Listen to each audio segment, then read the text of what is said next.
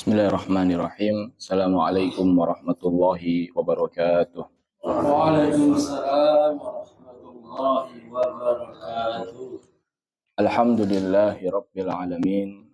Wa usalli wa usallim ala nabiyyina Muhammadin wa ala alihi wa sahbihi ajma'in. Amma ba'du.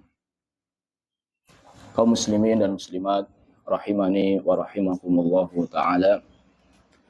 Pada kesempatan kali ini kita akan kembali melanjutkan membaca hadis-hadis yang dikumpulkan oleh Al-Imam Abdul Ghani Al-Maqdisi rahimahullahu ta'ala di dalam kitab beliau Umdatul Ahkam. Kita akan memasuki bab baru, yaitu bab dengan judul Bab Istiqbalil Qiblah, bab menghadap kiblat. Jadi pada bab ini Al-Imam Abdul Ghani Al-Maqdisi akan membawakan hadis-hadis seputar syarat salat, yaitu menghadap kiblat.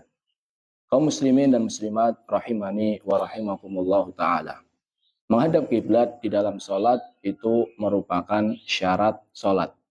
Syarat salat adalah sesuatu yang dilakukan sebelum salat dan terus berlangsung ketika kita menjalankan salat.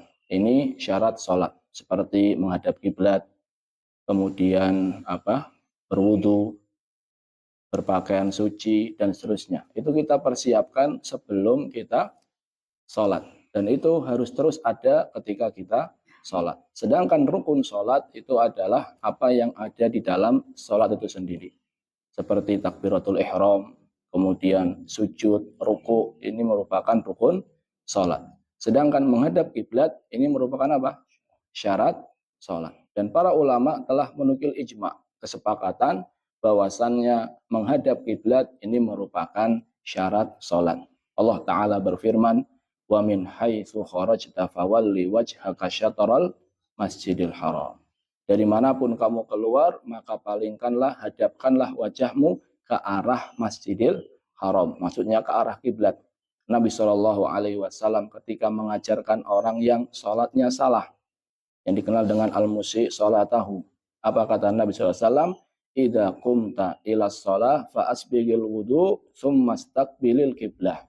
Apabila kamu mau salat, maka sempurnakanlah wudu, kemudian menghadaplah ke kiblat. Maka ini menunjukkan bahwasannya menghadap kiblat ini merupakan syarat sah salat. Seseorang tidak sah salatnya jikalau dia tidak menghadap kiblat tanpa adanya uzur. Apa itu kiblat? Kiblat itu artinya adalah sesuatu yang dihadapi. Kiblat itu adalah sesuatu yang dihadapi. Dan dahulu di awal-awal Islam, kiblat itu ke arah mana jamaah? Masjidil Aqsa. Kiblat ke arah Masjidil Aqsa. Dan Nabi SAW ketika beliau di Mekah, beliau bisa menggabungkan antara menghadap Ka'bah plus menghadap Masjidil Aqsa. Karena Masjidil Aqsa di Syam itu berada di utara Ka'bah. Sehingga Nabi SAW bisa sholatnya menghadap Ka'bah plus menghadap ke arah utara yang di situ ada Masjidil Aqsa. Ini bisa beliau SAW lakukan. Namun ketika beliau sampai di kota Madinah, maka beliau tidak bisa melakukan hal ini. Kalau beliau menghadap Ka'bah, maka beliau akan membelakangi Masjidil Aqsa. Kalau beliau menghadap Masjidil Aqsa, maka beliau akan membelakangi Ka'bah. Karena ketika beliau di Madinah, Masjidil Aqsa itu berada di arah utara. Sedangkan Ka'bah itu berada di arah selatan. Jadi tidak bisa menghadap dua-duanya. Dan Allah Ta'ala ceritakan itu, bahwasanya Nabi SAW sangat berharap agar Ka'bah ini dirubah kemana? Agar kiblat ini dirubah ke arah Ka'bah. Allah Ta'ala berfirman, qad nara taqalluba wajhika fis sama'. Sungguh kami telah melihat bahwasannya wajahmu bolak-balik melihat langit. Nabi tidak mengatakan dengan lisannya, namun Allah Ta'ala tahu ini Nabi sering melihat langit itu maksudnya apa? Maksudnya adalah pengen agar Ka'bah apa? Agar kiblat dirubah ke arah Ka'bah. Falanuwalliyannaka qiblatan tardhaha. Kami akan palingkan engkau, kami akan hadapkan engkau untuk menghadap ke arah Ka'bah. Dan itu jamaah Nabi SAW di Madinah sholat menghadap Masjidil Aqsa itu kurang lebih selama 17 bulan. Setelah itu turunlah ayat merubah arah kiblat. Kaum muslimin dan muslimat rahimani wa rahimakumullah taala.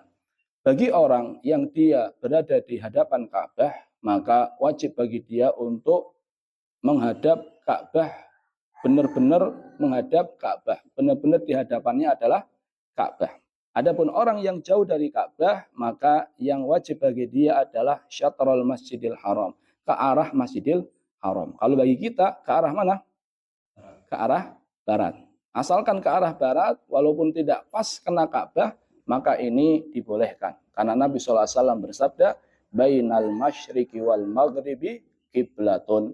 Antara arah timur dan arah barat adalah kiblat.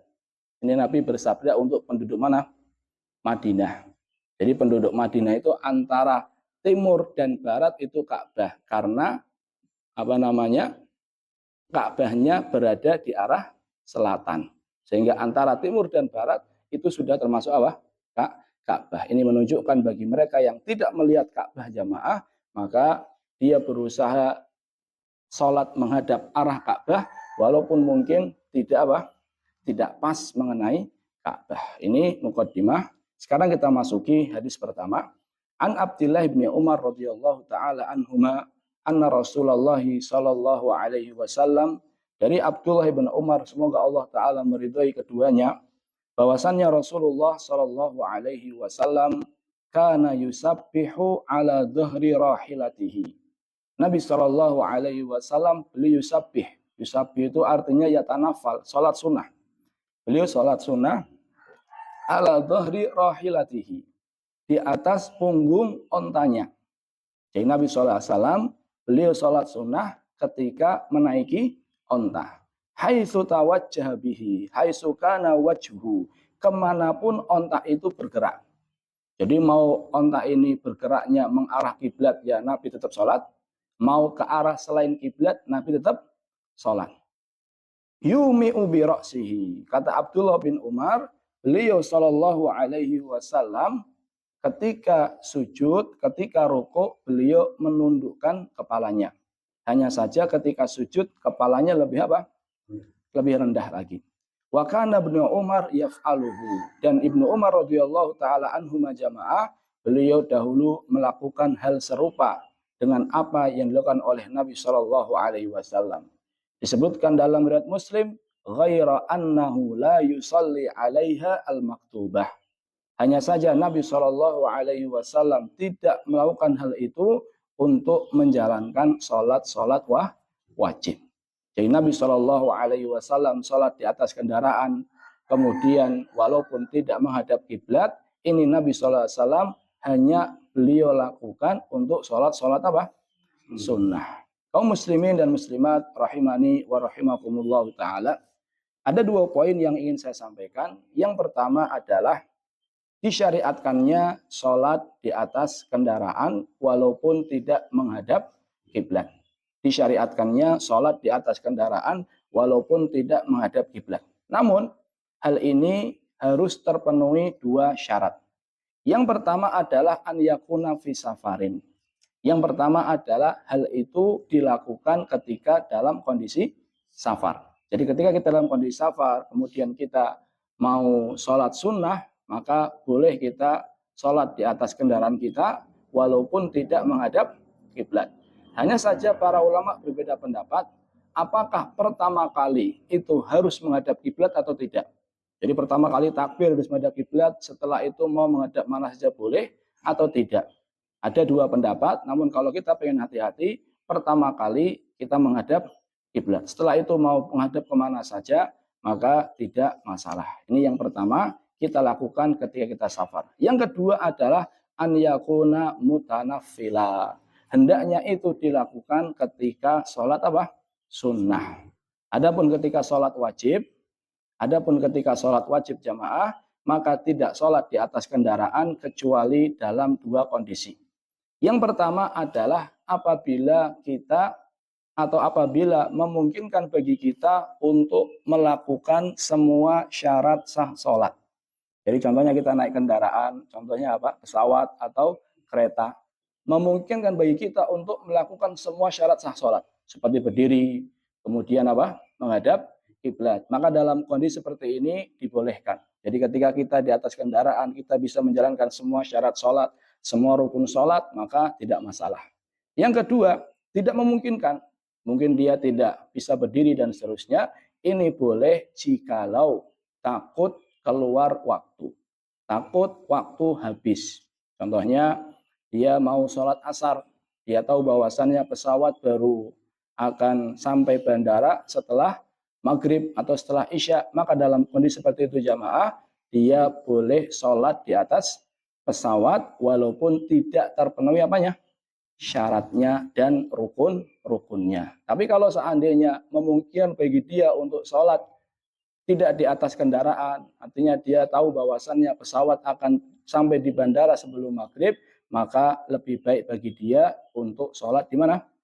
Di bandara. Tapi kalau seandainya dia takut keluar waktu, maka boleh sholat di atas pesawat walaupun syarat-syaratnya kurang terpenuhi. Ini poin yang pertama. Poin yang kedua adalah dari hadis ini kita bisa mengambil pelajaran bahwasannya syariat Islam itu sangat menganjurkan untuk memperbanyak sholat sunnah. Sampai-sampai dibolehkan sholat sunnah di atas kendaraan walaupun tidak menghadap kiblat. Ini semua tujuannya adalah kata para ulama liikthar minan nawafil, litakthir minan nawafil, untuk memperbanyak sholat sunnah. Jadi dipermudah, tujuannya adalah tadi untuk memperbanyak sholat sunnah. Seseorang bisa sholat tahajud, bisa sholat witir di pesawatnya atau di keretanya, walaupun dia tidak menghadap mana?